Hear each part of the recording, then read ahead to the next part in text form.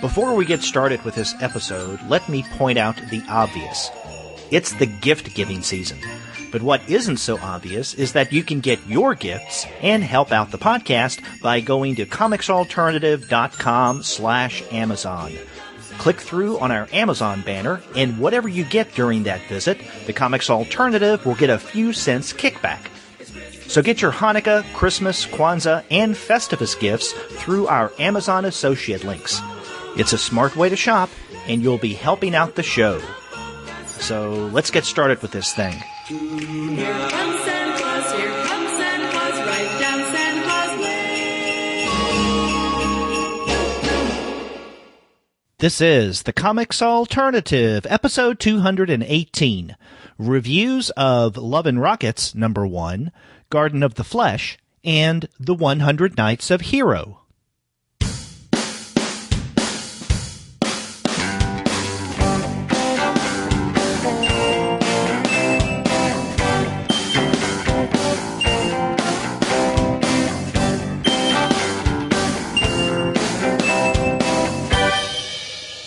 Hello and welcome to another episode of the Comics Alternative. I'm Derek. And I'm Andy, and we're two guys with PhDs talking about comics. And on this week's episode, we're going to be looking at some recent fun comics, as we do every week. We're going to start off with issue number 1 of the 4th volume of Love and Rockets. After that, we're going to look at Gilbert Hernandez's Garden of the Flesh, and we're going to wrap up with The 100 Nights of Hero by Isabel Greenberg. But before we get into those conversations, we want to let all of you know that this episode of the Comics Alternative is brought to you by the great folks at Discount Comic Book Service. Go to their website, dcbservice.com, for all of your comics pre-ordering needs. There, you're going to find all DC, Marvel, Image, and Dark Horse titles at 40% off of the cover price if you pre-order. For all of the other publishers, you'll find that those discounts are 20 to 35% off of the cover price. And every month, you're going to find some unbelievable specials. Sometimes those specials could be as much as 45% off of the cover price. Sometimes 50% off cover, but many times you can find discounts that are more impressive than that.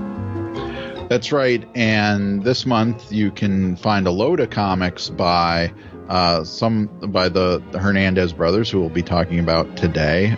In fact, the Love and Rockets magazine, issue number 1 and issue number 2 are available for 35% off, and you can pick up Garden of the Flesh as well for 35% off, along with pretty much just about everything else that's in print from Gilbert and Jaime Hernandez. Yes, listeners of this podcast know how much Andy and I love the Hernandez brothers, so you can get your Hernandez brothers fix at a great price by going to Discount Comic Book Service. That's dcbservice.com. You got to go there for all of your comics pre-ordering needs. And after you do get your books there, please be sure to send them an email and tell them that the two guys with PhDs sent you. That's right.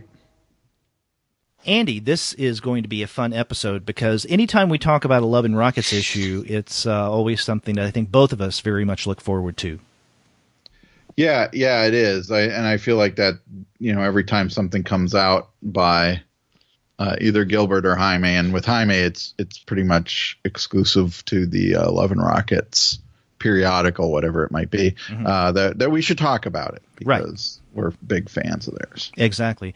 But before we get into that discussion, let's make a pitch for our Patreon campaign because, this is the gift-giving season. And as we pointed out at the very top of the show at that call to action, if you want to do your shopping, you can go to comicsalternative.com/Amazon and buy your Amazon crap through us. We get a little kickback. If you do feel like giving this season, then head on over to our Patreon account, patreon.com/comicsalternative. And, we need more $1 supporters. That would be great to get. We have a number of them right now, but getting more people who support us for $1 a month, only $1. We're cheaper than a cup of coffee. Yep, that's right. So, but we're more satisfying. Yeah. And and in some cases, we may have a similar level of addiction. That's right. So, so we appreciate any support we can get. Yeah, so you can support us for more than $1 a month if you want.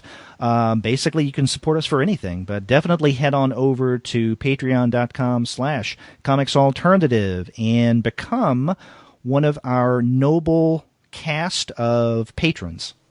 Please do.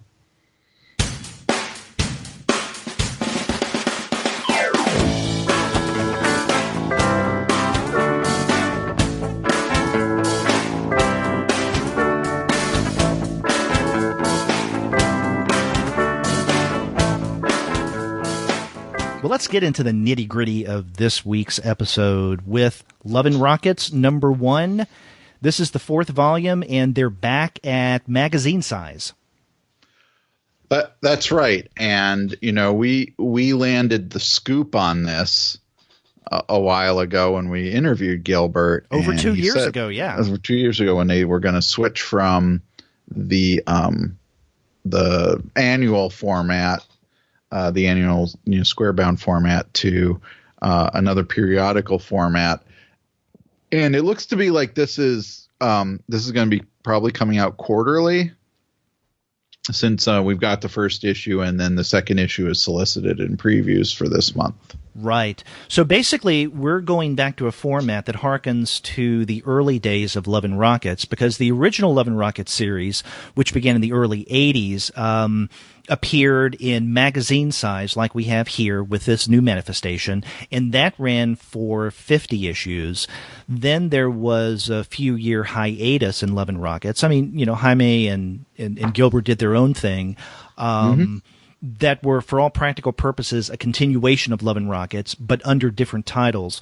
But then they brought back Love and Rockets for a 20-issue run, but it was comic book size. And when I interviewed Gilbert back in 2007, he said one of the reasons why they made that decision in terms of format is they'd heard a number of people complaining when they were putting out the original magazine that it didn't fit in their long box. Yeah. So they wanted to accommodate. And then that ran for 20 issues. Then there was not much of a hiatus, because it was like the first issue, if we want to call it an issue, of Love and Rockets' new stories in the square-bound, I guess we can call it graphic novel format. The annual began coming out soon after that second volume, that second series ended. And then number 8 of the annual new stories came out early this year, and then now we have the 4th series back to the magazine size. And I really like this. I have to tell you that it makes reading Love and Rockets enjoyable in a way that it wasn't with the annual, and I want to explain what I meant by that. I always enjoy reading the Hernandez brothers, and Love and Rockets in particular. But with the annual, we had to wait for the most part a year until we got new stories from those guys. And then we got it all at once. And so it was, especially with some of the stories that these guys are writing, it's almost overwhelming to take in at one sitting the narratives that they're telling us. But now that we're going to be getting this on a more frequent basis, quarterly, I think that this is going to satisfy, well, first it's going to satisfy an itch quicker, but also I think the reading experience is going to be different, and for me at least more pleasurable, in that I can see what's going on, digest it, and then not wait that long until the next installment, and then take that in. Right.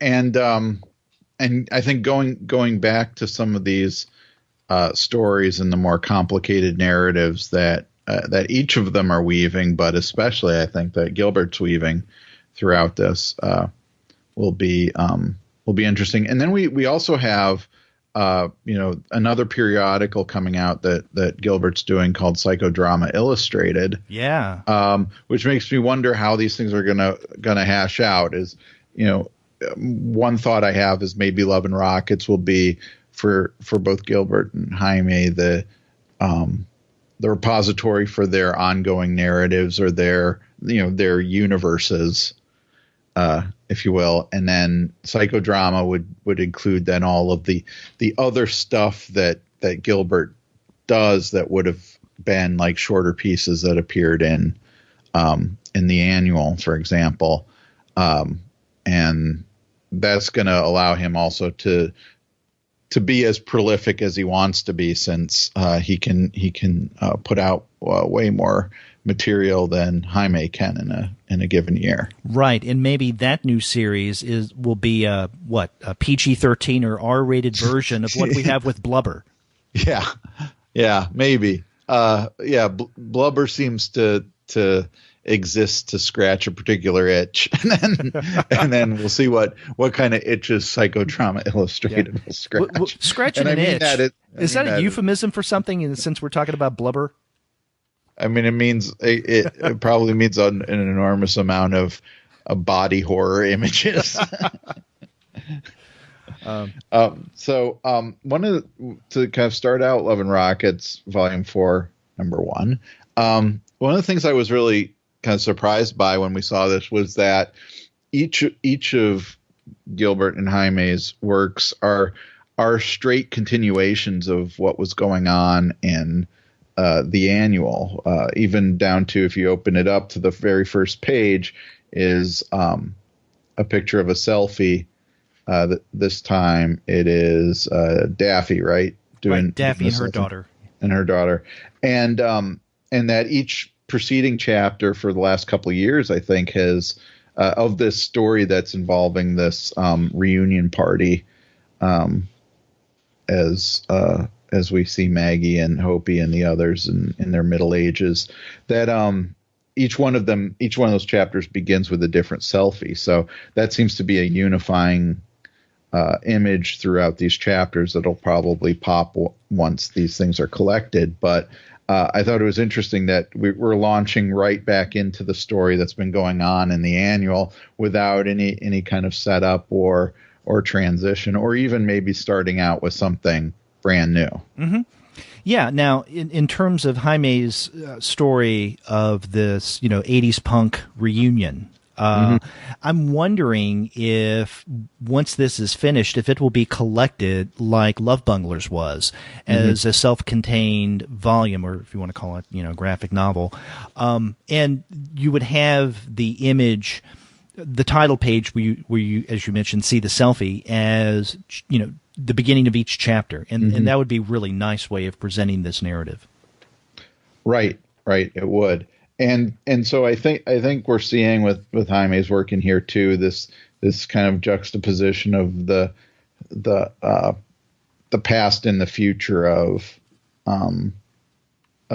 his universe or his characters, that we get the reunion, but then we're also getting a really nice 2-page story with was it Tonta?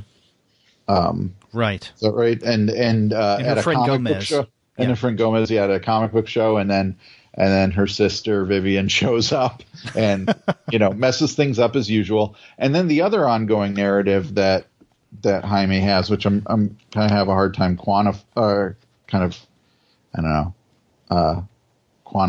or giving a name to, but it is this Princess Animus. Yeah, Princess Animus, the superhero science fiction adventure that may or may not end up getting connected in with the with his main Love and Rocket stories in maybe a more in a firmer way. Yeah, and I'm wondering about that. So the three stories that Jaime is contributing, or the segments of ongoing stories that he has, as you mentioned, there's the punk reunion where Maggie, Hopey, and others are getting together, and then there is the Tonta story, that's 2-pager, and then the very end of this issue, the Princess Animus story. Now, what I find particularly interesting about Jaime's contributions this time around is in the shortest of the three, and that is the Tonta story, and I guess this is titled Isla of the Islands. I would say Isla. Isla? Isla of the Islands. And we find that this is a comic that Tonta and her friend Gomez has written and drawn, and they're at a comic show and they're selling this next to friends of theirs that they see as competitors selling their comic. Now, the reason I find this interesting is that Isla of the Islands harkens back to what we see in issue number 8, or the last issue of Love and Rockets New Stories that came out earlier this year, where we had 2 short pieces that had something to do with this Isla of the Islands. And that, as we learned back in Love and Rockets New Stories number 8, involved these magic helmets that were floating out to get Princess Animus, and so that's the way that the Isla stories were connecting potentially with the Princess Animus. Okay. And now, if Tonta and her friend Gomez are writing this story, then might the Princess Animus narrative be something that's the creation of one of Jaime's creations?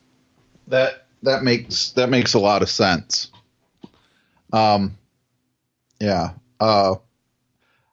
Just in that picture, the one I really want to read is Testicle Jones.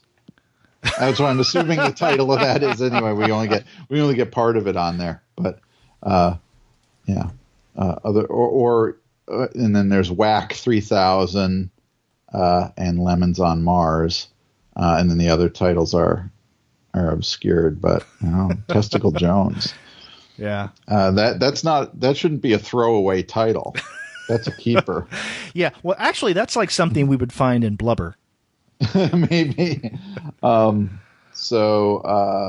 Anyway, I'm curious. Yeah, I'll be curious to see where that storyline goes. Now, did you notice in this story that the symbol on Tonta's shirt keeps changing direction? I did not notice that. Yeah, so on the first page, it looks like it's a D inside of a circle. And then on the second page, it looks like it's a B inside of a circle until we get to the final panel, and then it's a D inside of a circle again. Huh. So that's interesting. I'm wondering if Jaime is just playing with us to see if we're paying attention, or if that was just a glitch, an oversight. Maybe, maybe deserving of a no prize if we can come up with an explanation for why it's happening. Anyway, I actually, I love that little story. It's just, you get a very clear sense, even if you were unfamiliar with this narrative of Tonta's, especially her relationship with Vivian, and Vivian's just really overbearing personality. Exactly. I don't think she's not often called Frogmouth anymore. Right. Which was perfect for her personality. Obviously we can't hear how she speaks, but I remember when he first introduced her in that second series of Love and Rockets. The name Frogmouth really did define who she was for me. Mm-hmm. Yeah. Yeah, so getting back to that first story, I wonder if this is the final chapter of that reunion story. It does seem to come to a kind of nice emotional conclusion where we find out basically why Hopey showed up at all when she was really resistant to the reunion in the first place, and that that. Maggie and Hopey's friendship is kind of coming back on track, it seems. I would hope that there would be at least one more chapter or installment of this storyline. At least that's what I expected when I got to the end of this piece. Because it ends with the two of them, Hopey and Maggie, outside talking, and then Daphne's with them, and then they pause in the penultimate panel. And we don't know exactly why. Then in that last panel, we realize that they hear, one of their favorite punk bands from, the early days, Ape Sex, which is a big part of the original Love and Rockets. Right. And so they're rushing back in. They're saying they're playing in bed with the lights on, Daffy screams ape sex, and then Maggie, who has hurt her knee, yells, "Wait for me, I can't run." Oh, that's Hopey. Or Hopey. What did I say? You said Maggie. Oh, Maggie. Yeah, Hopey. It would be, I think, an effective way for this storyline to end. Although when I originally read this, I just assumed that there would be more. I would hope that we would have maybe a post-ape sex denouement. Well, yeah, maybe both. Maggie will go home to Ray, Right. and Hopey will go on to her partner Sadaf. Is that it? Yes. I think so. And we'll find out then like how their lives go on after that reunion. But this reunion story in general has been just an incredible kind of payoff to 30 plus years of reading Love and Rockets in the first place. Yeah, exactly. And I remember that when they wrapped up what eventually became Love Bunglers, or the collection, you and I had wondered how would Jaime follow this up, right? I mean, that just seemed like an endpoint. Given what happened to Ray and the conclusion of that storyline, it seemed that if he were going to leave the Lucas story forever, then that would be a good place to do it. It would have been sad, but that would have been a place to do it. But we speculated that if he does continue, how's he going to follow that act? And he's done it quite well. Mm-hmm. Yes.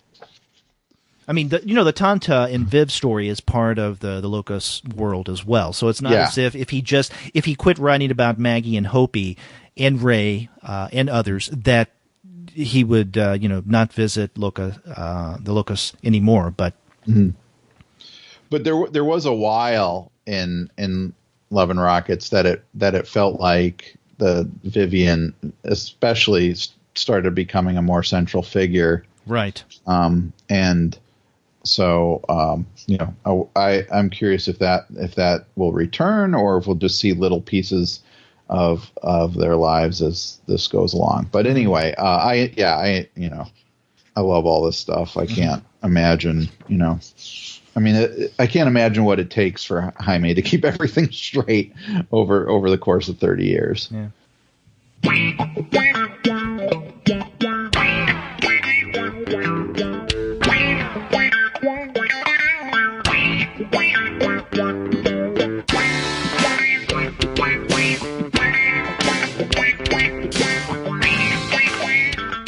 Well, on the topic of keeping things straight, that's a good segue. Let me ask you what you thought about Gilbert's contributions to this issue. Now, when you look at the first page of his first contribution here, it does seem like it's giving new readers at least some sense of who Fritz is. Rosalba Fritz Martinez, actress, director, producer, dance, movies, TV. But then we're kind of launched into the return of the story that we had before, in which I guess it's Fritz's newly discovered daughter, right? Right. Yeah. It's called Baby. Yeah, called Baby, and she is meeting with Peepo to discuss her mother's life, and trying to find some connection to her mother. So that story's continuing. I feel like there's another nod to helping out new readers, or maybe even a response to some of the things that people have said, like us, on page 12, where during a flashback to an earlier time in Fritz's life, a character says, "What does it mean when we're surrounded by thicker lines?" And Fritz says, "Indicates flashback."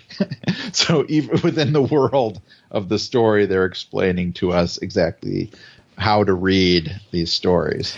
Yeah, I'm glad you pointed out that almost inside joke on page 12, where a character, and we don't know who this character is. As far as I know, he's never appeared in a Love and Rockets or a Palomar story before, one of Gilbert's. It's just some guy in a beard with Fritz, and he's asking, what does it mean when we're surrounded by these thick lines?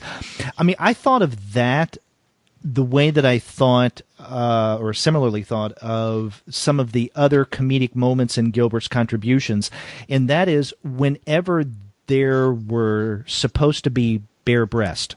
and usually it's with the Fritz wannabes, right? Yeah. We don't get them. What we get is a box over the breast, and in the box, the words must be 18. Yeah. And, on the one hand, you could look at this and say, okay, Gilbert is aware of his audience because the audience who picks up Love and Rockets may be very different from the audience that picks up, for instance, Blubber. Right. You pick up Blubber, yes, it's going to be for more mature readers, as we have pointed out multiple times on this podcast, very explicit. However, if we don't get bare breast, we get other explicitness in Gilbert's stories. We get at least one penis, so why isn't that covered? I don't know. And so I just thought he's having fun here. I remember you pointed out earlier this year when we were discussing Love and Rockets News Stories number 8 that at this point Gilbert's just fucking with us. And so this may be another example of him doing that. Yeah, and since when you get to the opening scene of Jaime's next story that ends the book, there's a pretty graphic sex scene immediately right off the bat, and more for that later on. Now,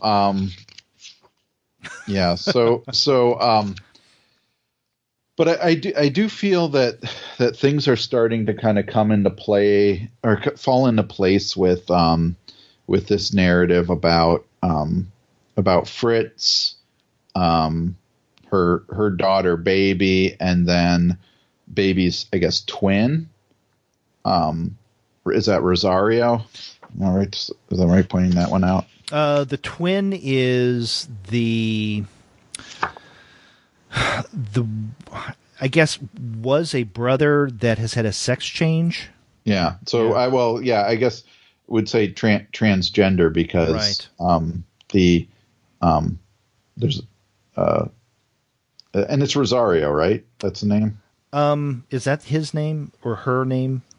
I'm not sure. I mean, we're talking about multiple Fritzes. I mean, that's challenging enough to get those names straight. But. Or maybe it's Corazon. I can't. Anyway, and they're all together amongst these Fritz imitators. But there's this. So part of the narrative here is there's this push to get a reunion of sorts. I guess get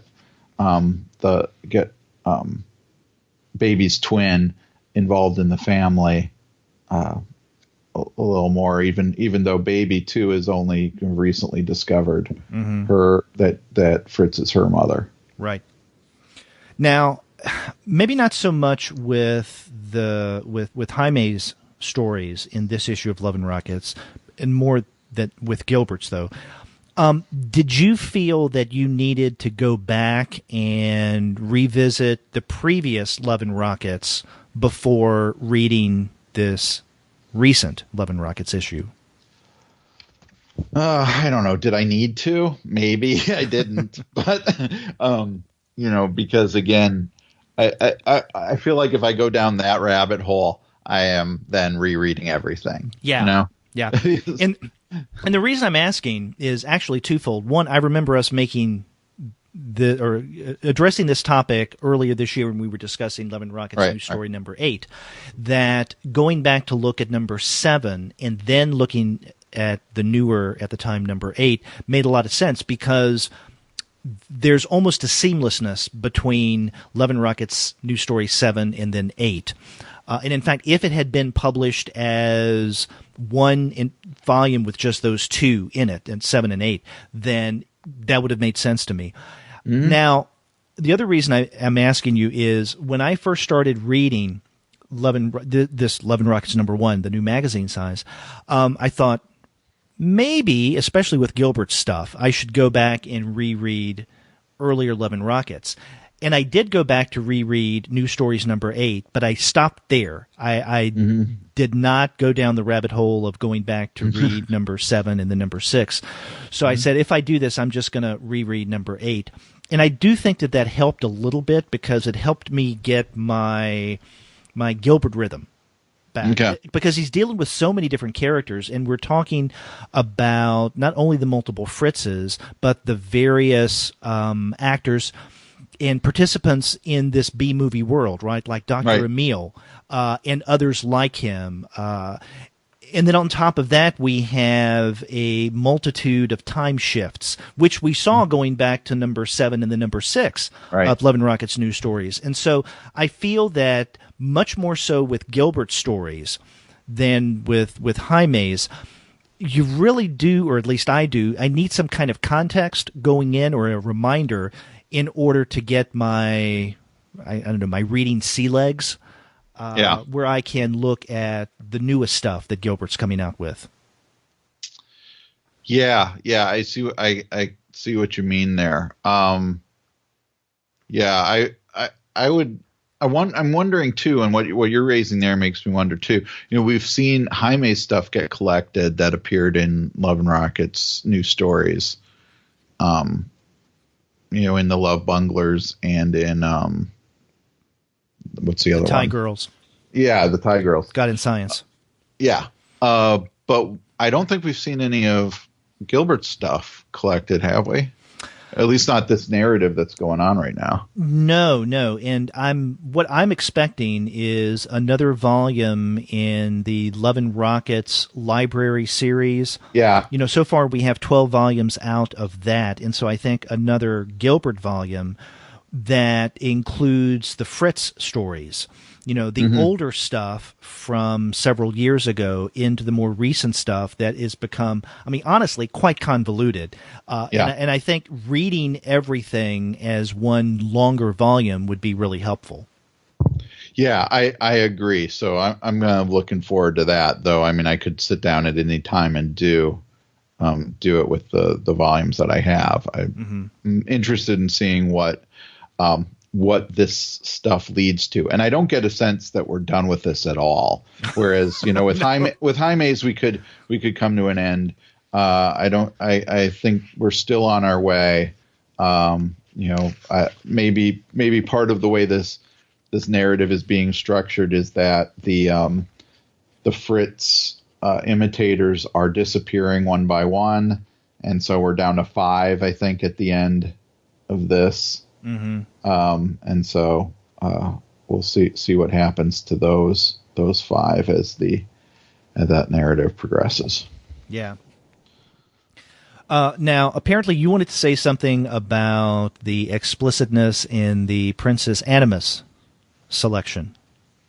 Well, I don't know if I wanted to say something about the explicitness. I mean, it is, you know, when I look at that Princess Animus section, I wonder if we're seeing here one of the works of Jaime's that's the most influenced by Gilbert. That's what I was thinking as well. Because we've got this alien with this with basically a massive tentacle penis, and Princess Animus rips it apart.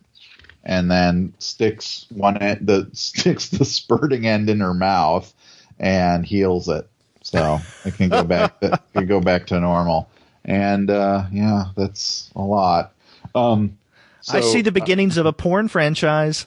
Yeah. Okay. Well, I think there's already an internet site for that. But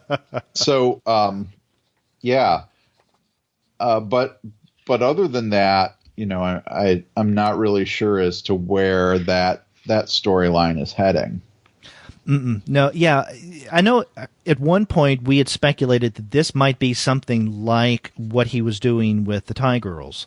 And that there's a possibility we were thinking that it would be a way to bring Penny Century back. Right. And I want to talk about Penny Century later. But I don't know if it's going down that road, but after reading this issue, number 1 of Love and Rockets, the new magazine size, I do wonder if, as I mentioned earlier, the Princess Animus story in some way is going to be linked to the Locust story through Tonta. Yeah.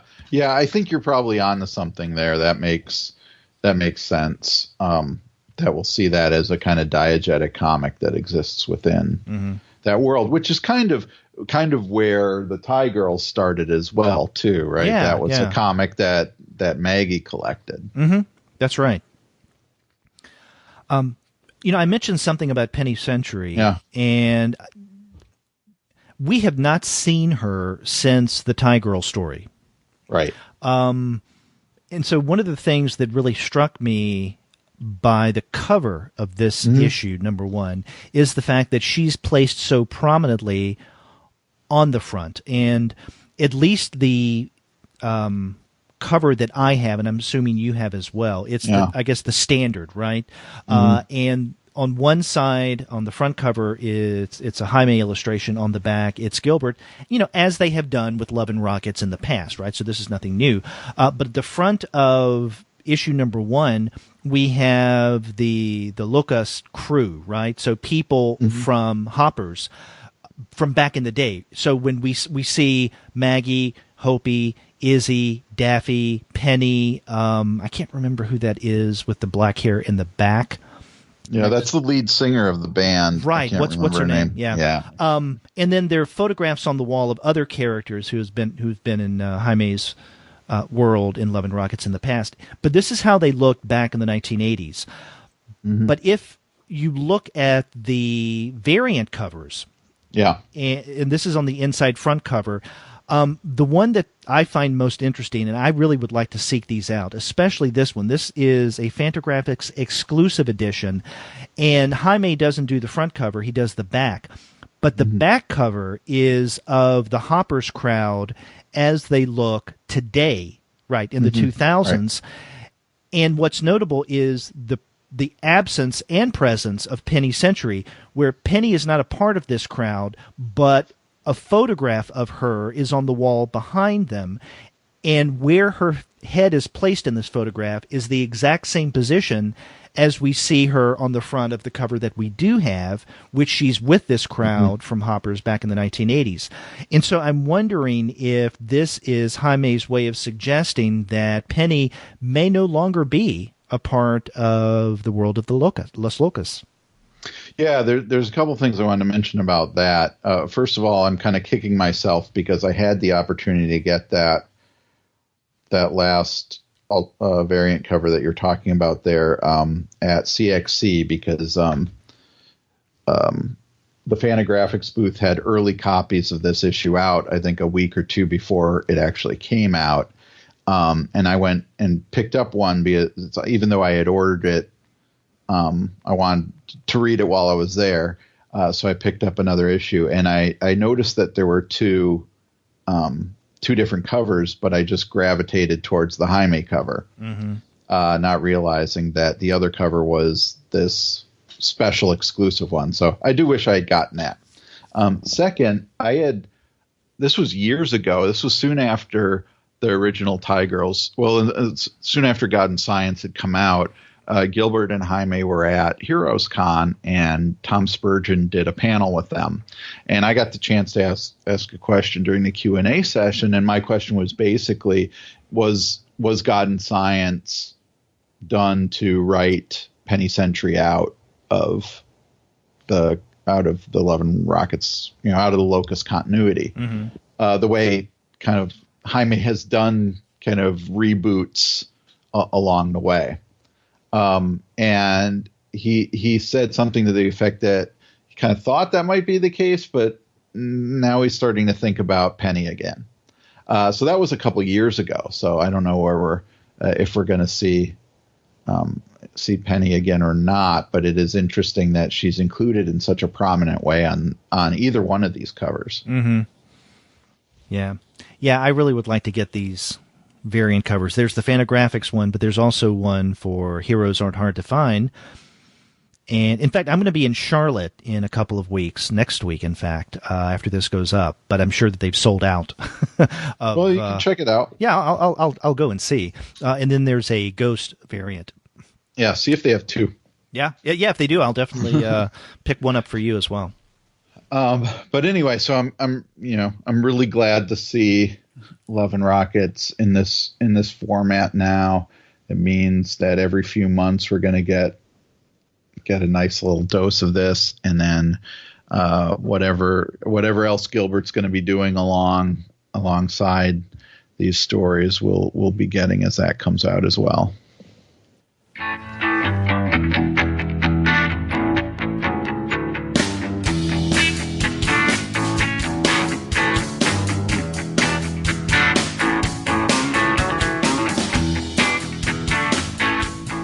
Well, that sounds to me like a great segue into the next book that we're going to be discussing this week, and that is Gilbert's Garden of the Flesh. Yeah, now this I also picked up at CXC, and I think I hid it away in my suitcase when I packed to come home. Because it's a really interesting book. Now earlier we had gotten a PDF of it. And I had read it that way, and I'm really glad I went and picked up the book because I didn't actually realize what it is like as a physical object. Mm-hmm. And it's almost like a moleskin notebook. Right. It's got a kind of leatherish cover, and embossed in that is the title, Garden of the Flesh, and Gilbert's name, and then a little like kind of vine, or I guess tree branch design with the apple at the top. And also they were, hermetically sealed at the Fantagraphics booth. I'm glad. I think this is a really interesting book to have as a physical object on its own. Now, in terms of the content. Yeah. Well, it was because of the content, and this is kind of a warped version, a la Gilbert Hernandez, of the Adam and Eve story, and going into Noah. And so because of that, I thought of this physical object more as something like a devotional tract of some sort. Oh yeah, with a faux moleskin cover and the embossed, which again would mislead people because they could see this and you could say, oh, this has something to do with, the Garden of Eden. And then they'll pick this up thinking that there's something inspirational here, even in graphic form, and notice the graphics of the graphic form that stands out.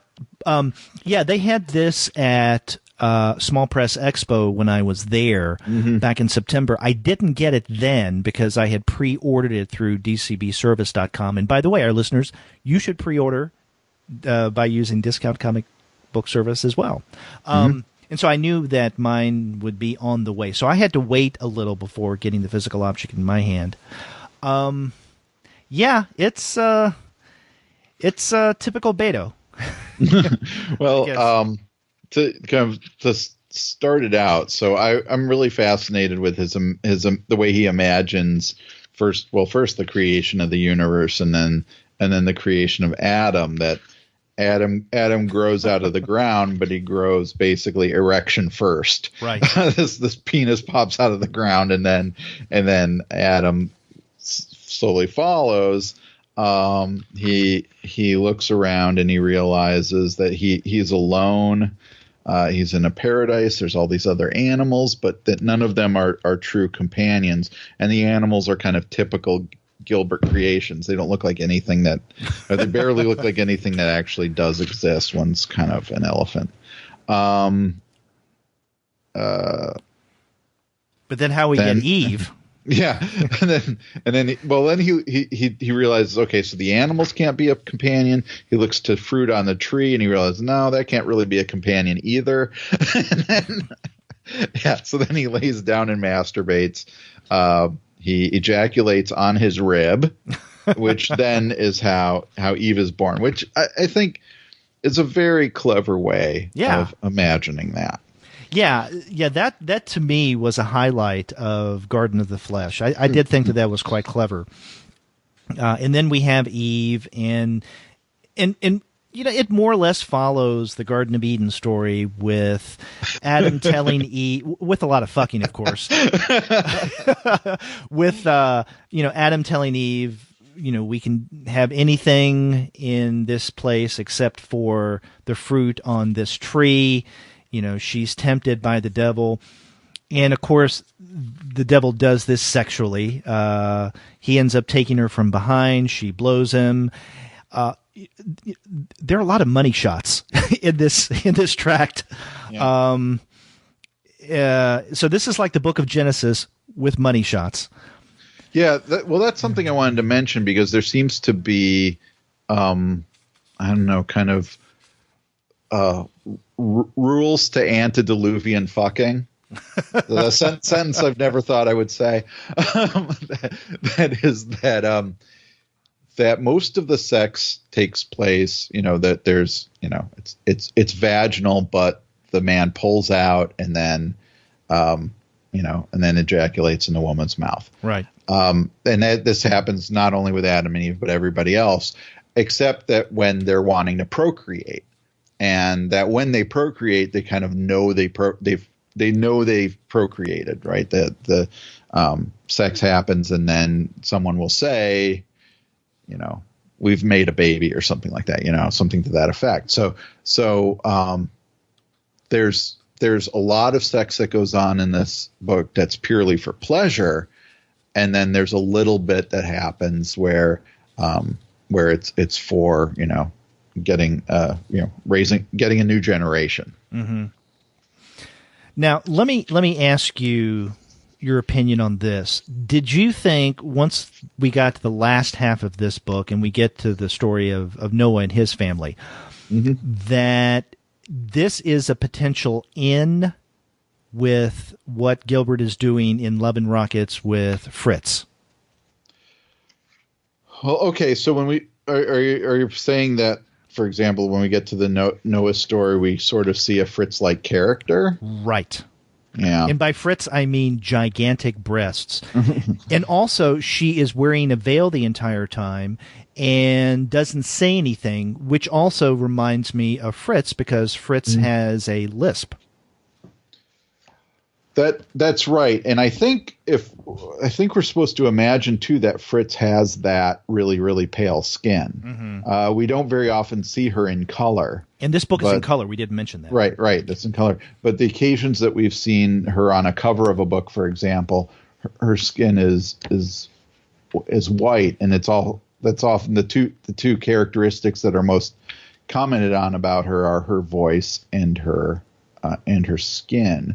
Now, that reminds me because on what page am I on? Page 59. There's a cameo by a woman who's having sex with a man in the middle of the street. Right. Who looks a lot like Mila, one of the Fritz imitators. Oh yeah, you're right. So, yeah, is this are we going to find out that Garden of the Flesh is another film in the in Fritz's oeuvre? Yeah, this is something that Ulu is making, and I mean, had I seen a guy with two penises, Dr. Emil, I would have been sold. Yeah, you would have been convinced that that's what's going on here. Yeah, I wonder about that, but that's a question I have about now just about everything that Gilbert produces. Is it a kind of I don't know. I was about to use the term like backdoor and comic in the studio, but backdoor has many meanings in this book.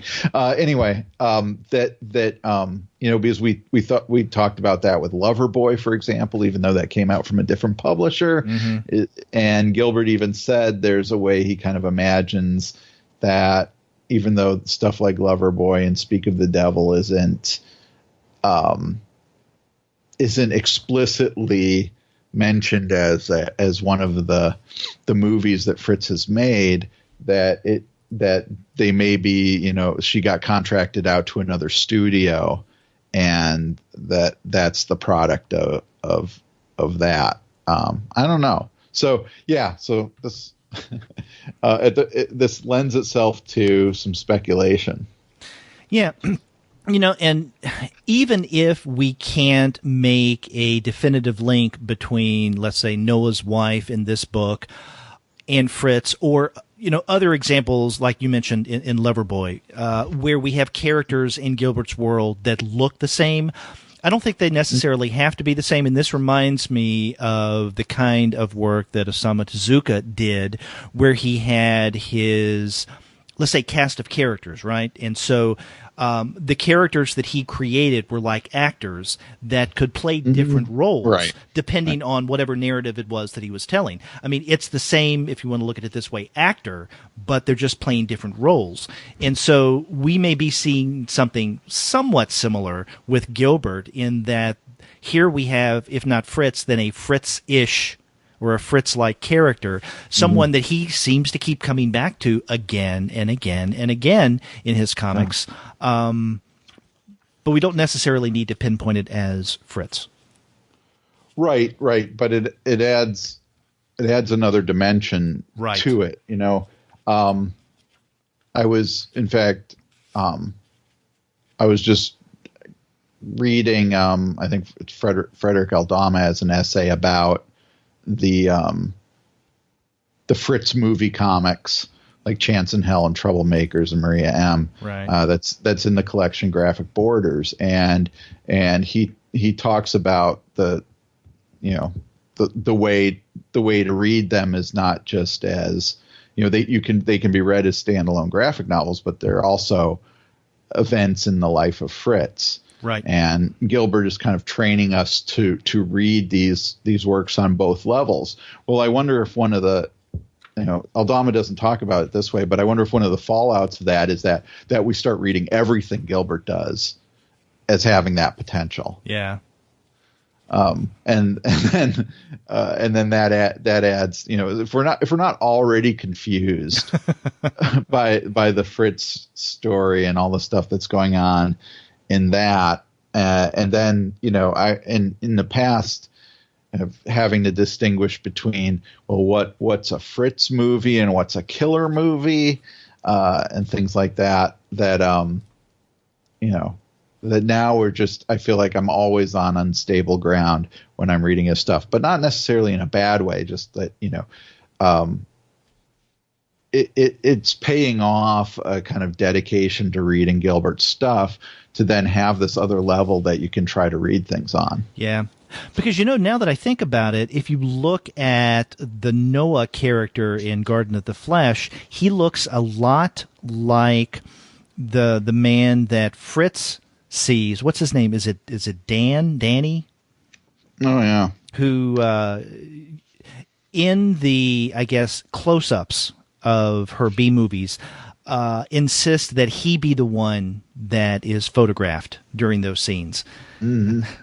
So, well, two other things about Garden of the Flesh kind of stand out to me as a little curious, and one is rather funny, and this is on page 79. This is right after, one of the occasions where Noah has relations, as I guess you would say in the Bible, with his wife, in that he comes out to speak to his family. And, both he and his wife are naked, but on his wife's breasts is his ejaculate. And, he just came all over her. And so here he is talking with his kids and their wives, with their kid's mother, and his jizz all over her. Yeah, I think you painted that picture completely there. But that's also interesting in that the kids always his sons and their wives always seem to be sneaking off somewhere to have sex rather than again doing it in front of everybody the way Noah seems to be okay with. But I don't know. Yeah. So, someone coming to this book, each page is basically two rectangular panels, and it's actually a pretty quick read because there's not a lot of dialogue in it either, and basically a lot of the same kind of repetitive scenes of people having sex and then someone the man ejaculating and that's kind of it. But there are also some, I think at the beginning especially, some clever ways of imagining, clever and probably a little sacrilegious, but ways of imagining how the creation of humans as described in Genesis could be envisioned. Right. One other observation, it's more minor than anything, is toward the beginning when Eve first appears. And, as you mentioned earlier, the context, this is when Adam is wanting a companion and he decides to go to sleep. And as he sleeps and dreams and masturbates, that's how we get Eve, right? Springing from his rib in a unique Beto way. But once she's on the scene and she introduces herself, I'm Eve. This is on page 12. And then he says, I'm Adam. She says, I was born of your rib. And then the last panel on page 13, a friend to share in this garden of peace. Now, if you look at Adam over the 2-page spread, he's got stubble. He's got 5 o'clock shadow. And so I was wondering when I first read this, are we going to see some variation in the way that Adam is aging? But then we turn the page, and in both the long shots and close-ups, he's clean-shaven. We have no stubble to be seen. And I wondered about that, and it momentarily took me out of the story. Oh, actually, that's kind of a stupid thing to say, because everything that goes on in this book takes me out of the story. But I just kind of wondered, it's like, why include the stubble on those 2 pages and then completely abandon it? Maybe it goes away once he and Eve get down to it. Now, I wanted to ask you too, as one more thing, is that what do you make of the ending? Because we get to the Ark lands, and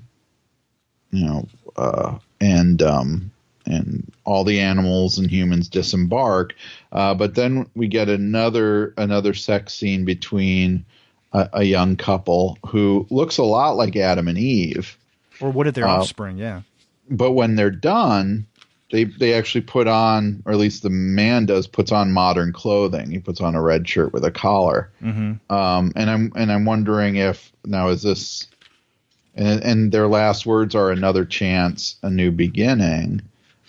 Is this kind of is this now the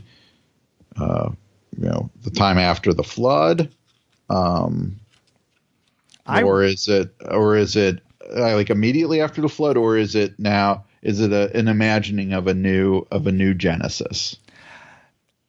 I read it as the latter, that the story that we have after the flood, and we do see them on page 91 coming off of the ark, and then we get the second panel on that page is where that like last segment that you just described begins. Yeah. I mean, I took that as a temporal leap to more contemporary times. Yeah. Okay.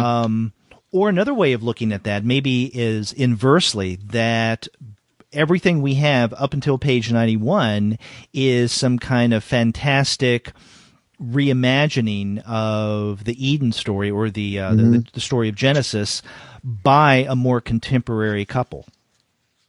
Yeah. Well, who knows? Who knows? And maybe this will be the beginning of Gilbert, adapting the whole Bible. That's right. So maybe he's going to go beyond what Robert Crumb did. Yeah. Or into the areas that Chester Brown went, which would seem to be where their interests align. Yep. I'm thinking of a conference panel. Chester Brown, Gilbert Hernandez, and Robert Crumb. Yeah, just put that stuff up on a big screen and watch somebody have to bring their kids, which has happened to me.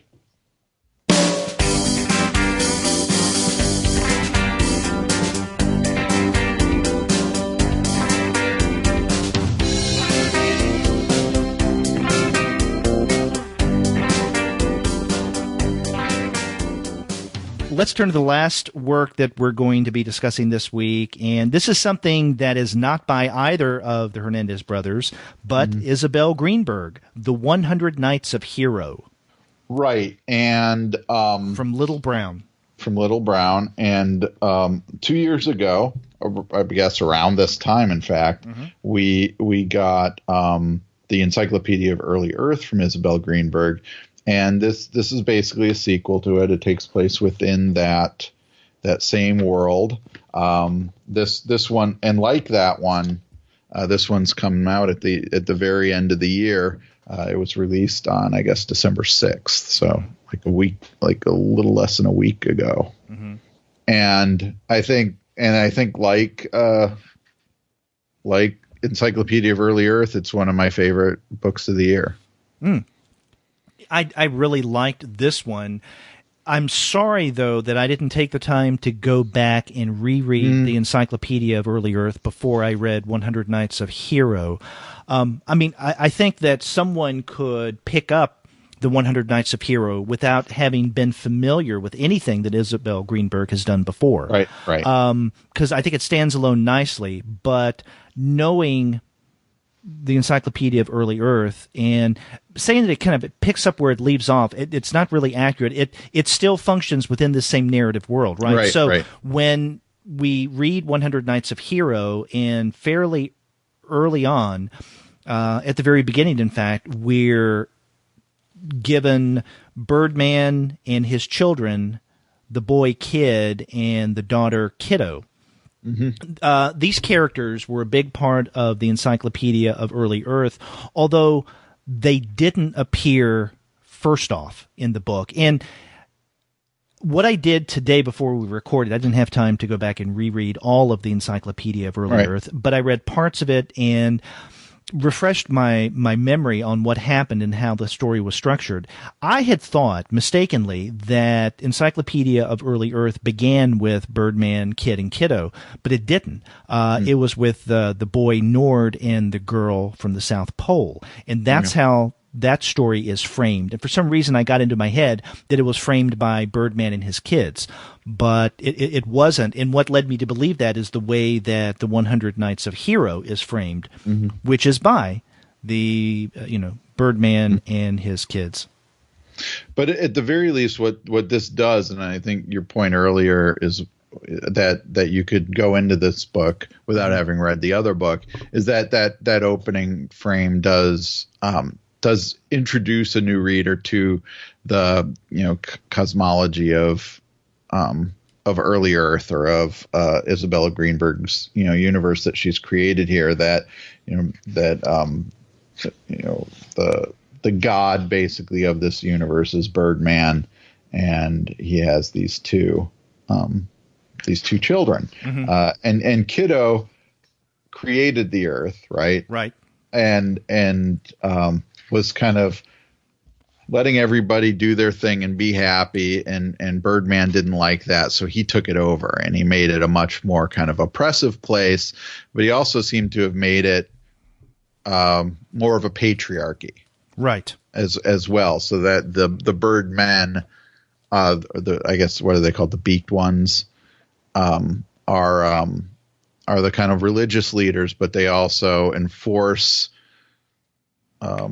a moral control over the people, and a lot of that has to do with keeping women subservient. Women aren't allowed to read; they're not allowed to learn how to read.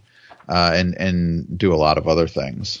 Right, and this kind of oppressive religious rule is not only found in the region of early Earth called Migdal Bavel, but it's primarily centered there. And unless I'm misremembering from my earlier experience with the Encyclopedia of Early Earth, Migdal Bavel comes out looking a lot worse in the 100 Nights of Hero than it did in the earlier book. Okay.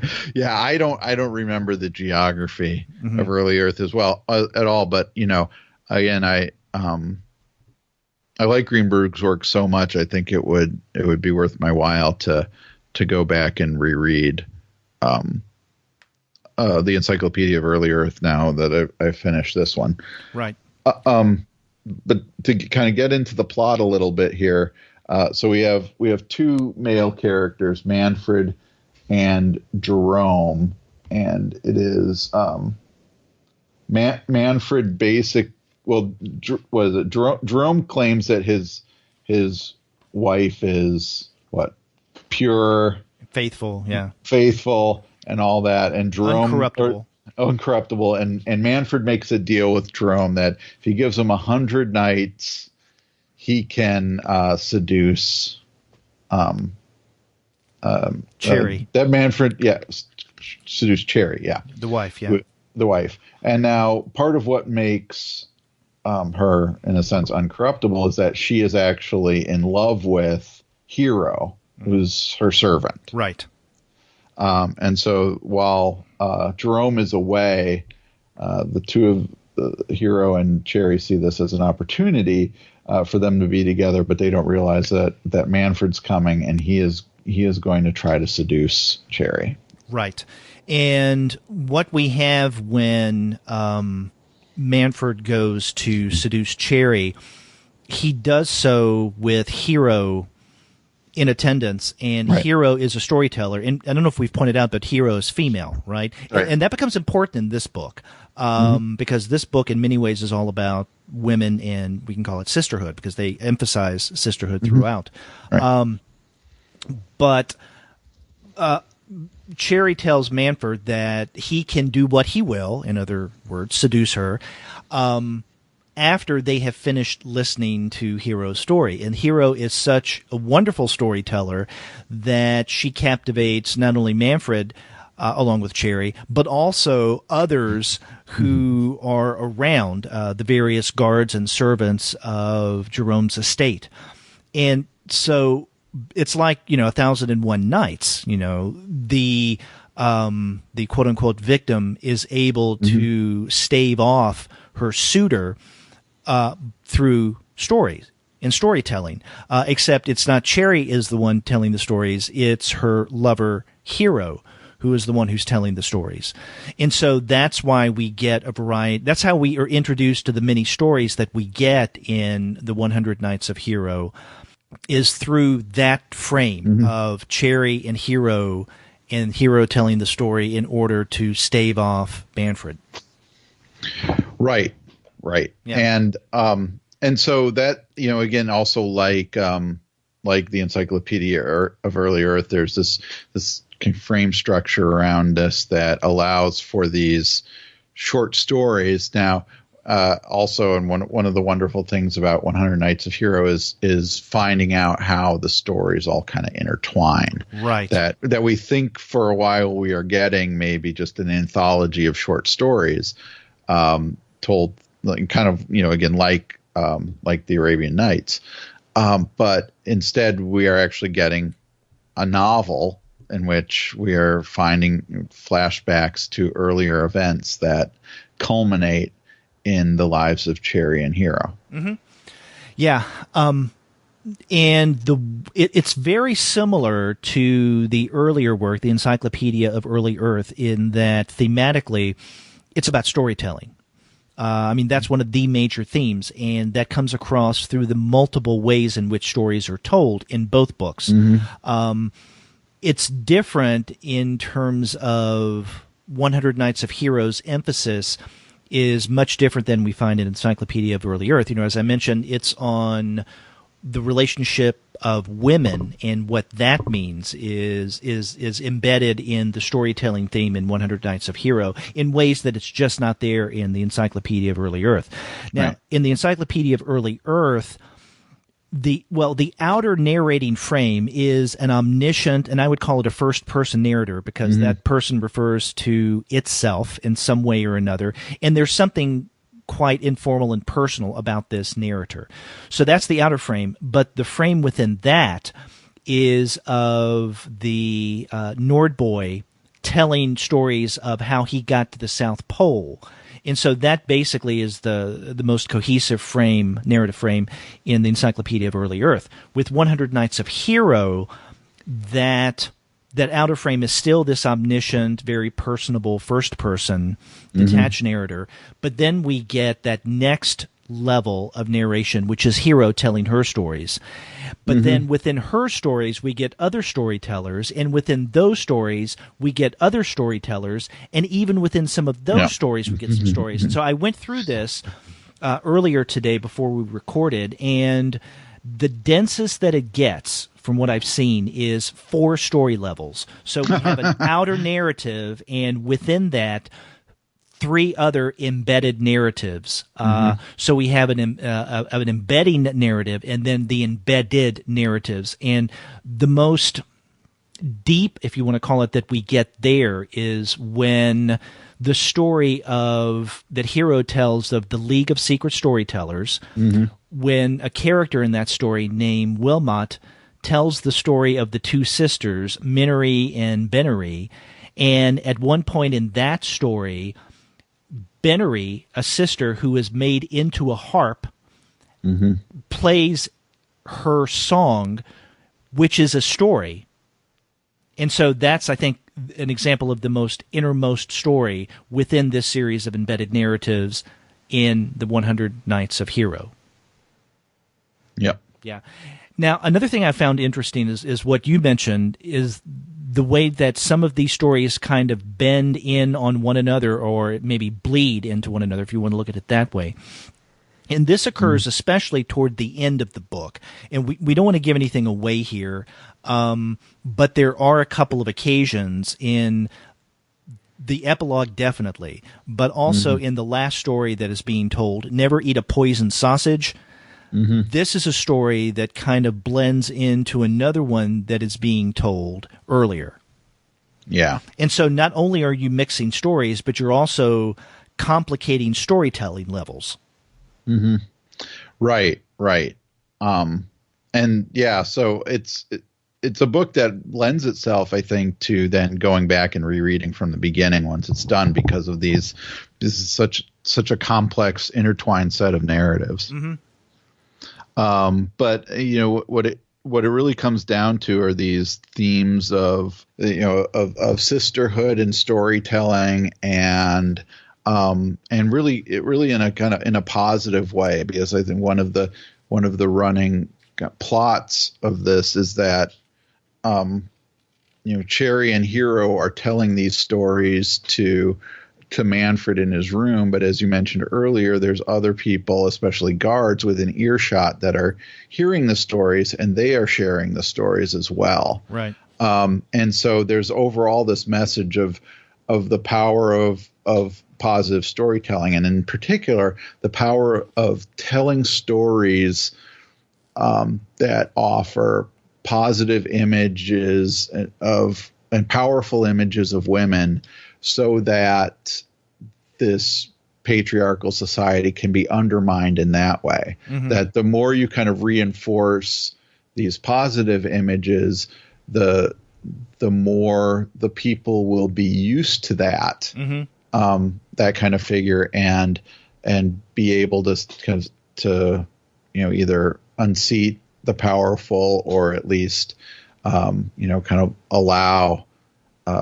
the role of women to change. Right, because women who were educated in this world, and particularly in the kingdom of Migdal Bavel, If they're seen as educated, if they're able to tell stories, if they can write, if they can spell, then they're seen as witches, that they have the power to enchant the men and to dramatically affect them, which is what Manfred accuses Hero and Cherry of doing when he realizes that he's been played. And instead of owning up to the fact that, oh, you just got me, and, you were able to put off my advances, he says, you're witches because you had me under your spell through your stories, Yeah. And so we're talking about this, the kind of overall message of this book. But one of the things I really am growing to love about Greenberg's work that you see in Encyclopedia of Early Earth and here is her playfulness, especially her playfulness with language. That characters will, there'll be a kind of formality to the language and the way people engage with one another, but then she'll slip in these kind of informal or even kind of contemporary or colloquial phrases at certain moments that just make me laugh. Yeah. And I really love it that she does that. And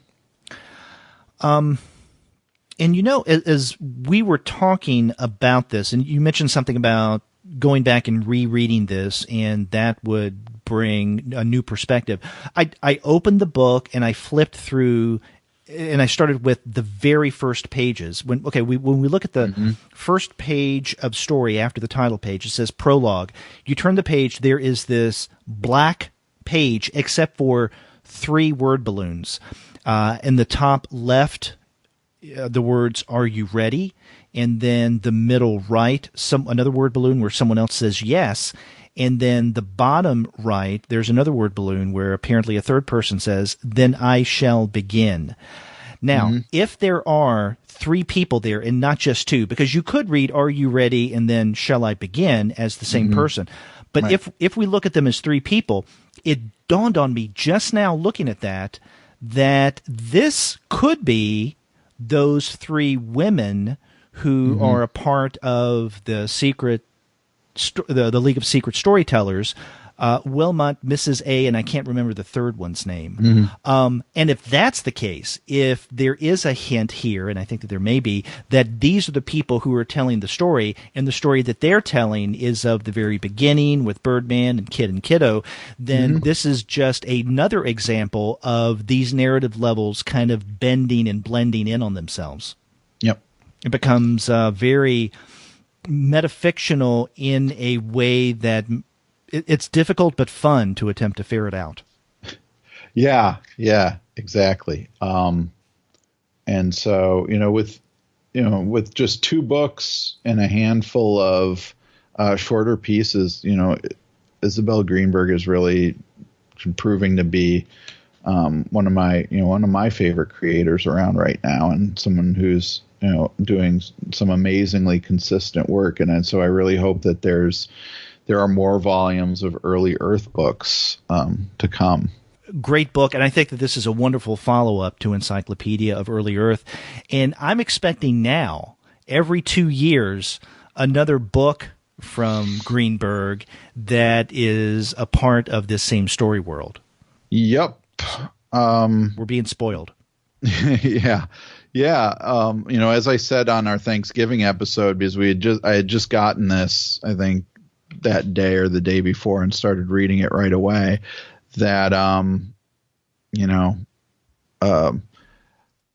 it seemed like these two times Greenberg kind of waited for everybody else to put out their stuff in that year, and then drop this at the end of the year to just say, okay, here's the best thing. Yeah. Just you all forget what you're doing. Yeah, did you say something like a mic drop? Yeah, exactly.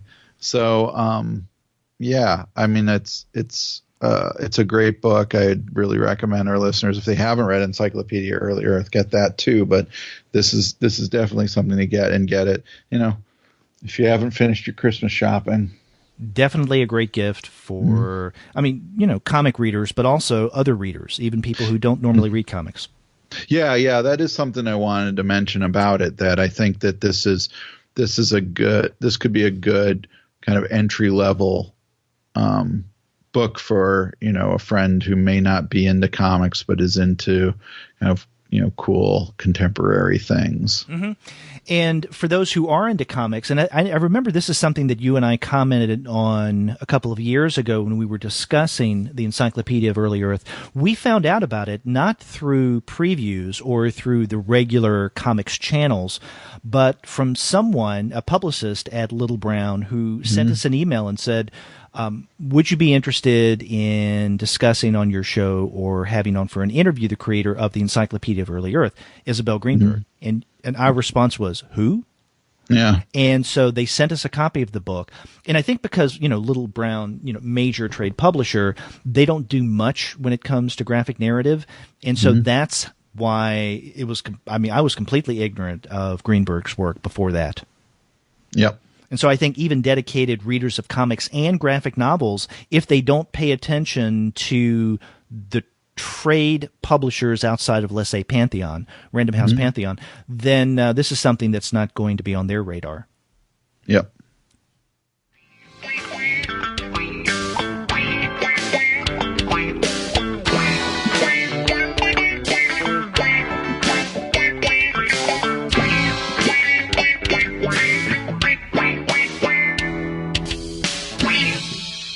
So 3 really good titles for this week. We started off with issue number 1 of the new Love and Rocket series. After that, we turned to Gilbert Hernandez's The Garden of the Flesh. And then we wrapped up with Isabel Greenberg's The 100 Nights of Hero. Yeah, so that was a lot of really good stuff that we got to talk about today. Yeah, and as Andy and I were hinting toward the end of our discussion of the Greenberg book, any of these would be great Christmas gifts, especially if you want to, let's say, offend a religious family member of yours. Buy them a copy of Garden of the Flesh. And, you in getting your gifts, you would be doing us a favor by going to comicsalternative.com/Amazon and then getting your Amazon crap through that link. Because every time you get something through a click-through from the Comics Alternative, we get a few cents from Jeff Bezos. That's right. And that's great. But you can also get great comics through our sponsor of this episode, which is Discount Comic Book Service. Be sure to go to dcbservice.com for all of your funny books, seasonal and otherwise. And after you do get your comics there, get in touch with us and let us know what you think about this week's episode and if Andy and I were a little too offensive. If you go to the website, comicsalternative.com, you'll find that you can leave us a voice message via SpeakPipe, or you can call us on the phone by dialing 4153-COMICS. That's 415-326-6427. That's right, or you can get a hold of us by email. We are 2guys@comicsalternative.com. You can also get a hold of us individually. I'm Andy at comicsalternative.com. And I'm Derek at comicsalternative.com. And we also have our Twitter feed, which you can check out at the number 2 guys with PhDs. That's right. You can also find us on Facebook, on Tumblr, Instagram, Google+, Goodreads, Pinterest, and YouTube.